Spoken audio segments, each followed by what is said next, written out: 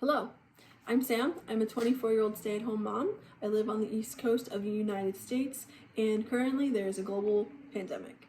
If you are like most of us in the world, you are staying home more often than you are used to. And if you are like me, you have a family that you take care of who needs to be entertained. You can't just go to the store, you can't just go to the beach, you can't just go to your friend's house. So you gotta get a little more creative. So if you're looking for free, fun, family-friendly activities, stay here.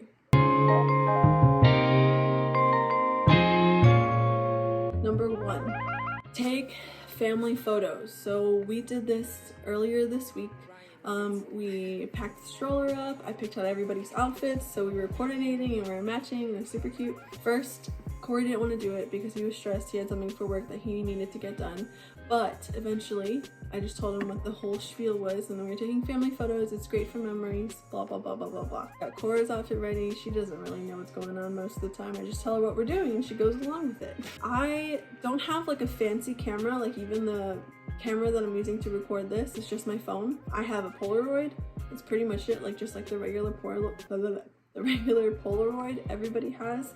Nowadays, we use that and my phone, and that's how we took family photos. Honestly, I don't think you need that much equipment to produce quality photos, quality videos. I think that if you can use what you have, you save time, you save money, and right now we can't really hire photographers to come and, you know, spend some time with us in our home and take pictures. I don't really do that anyway, but if you want some family photos done, you can do it yourself. You can use your phone.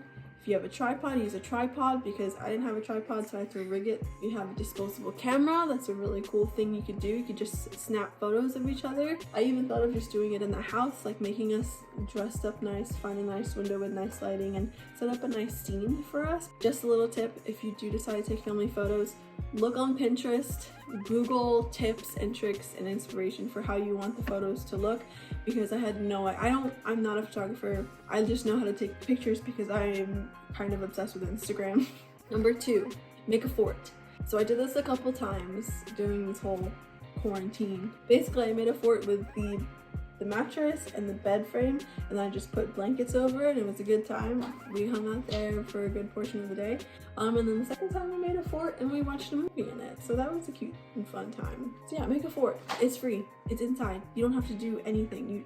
But find some blankets, maybe some clips. I have this balloon clip that I had from Cora's birthday party, and if you have like clips to hang pants on that are removable from hangers, you can use those too. That's what Corey used. Use cardboard boxes, use the furniture, clips, blankets, whatever you find. You know how to make a fort. You did it when you were a kid, so make a fort. Number 3, go puddle hunting. It sounds silly and just kind of like a waste of time, but really, if you're gonna go for a walk anyway, why not make a game out of it? And if you have little kids, they'll love this. The little kids just like making a mess. It's sensory play, they can learn, they can explore. Obviously be safe and don't touch things that are questionable. So just put on some rain boots if you have rain boots. Hopefully you have rain boots. Rain boots are awesome. I have mine from Everlane. I'll leave a link. I got those as a birthday present from Corey, and they have been awesome. I love splashing in puddles with her, and it's always a good time. It's always good for photos too. It's a really cool little ditty.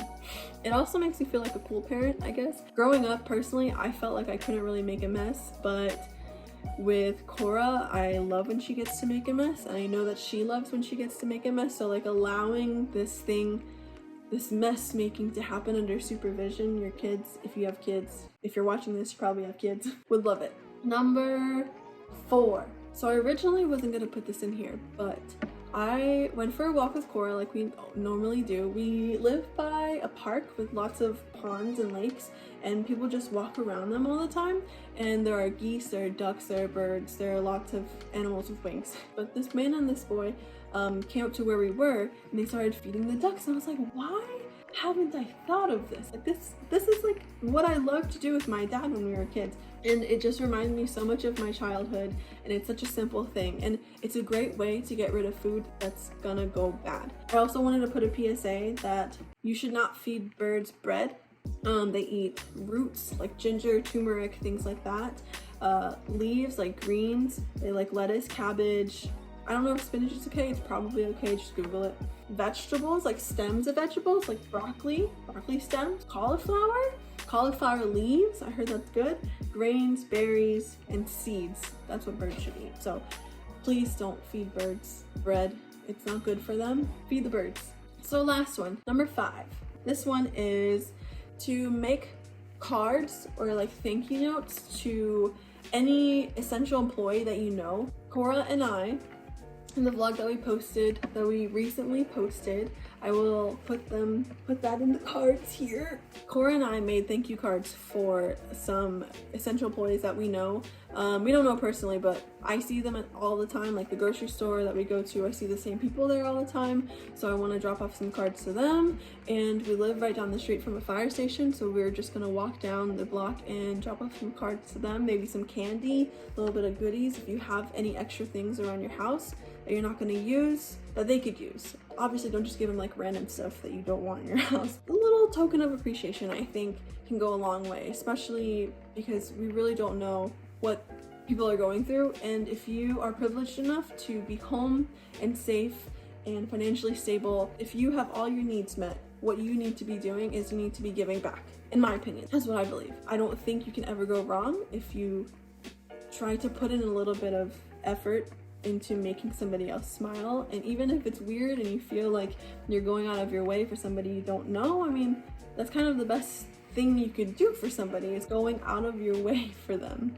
Some kinds of essential employees: grocery store workers, policemen, firefighters, postal service employees, especially delivery drivers. I know delivery drivers, for us, working really hard because I've been getting a lot of packages. I wrote a little bit of a thank you outside on our front porch, but I want to leave some goodies for our delivery drivers who stop by our house more frequently than usual lately.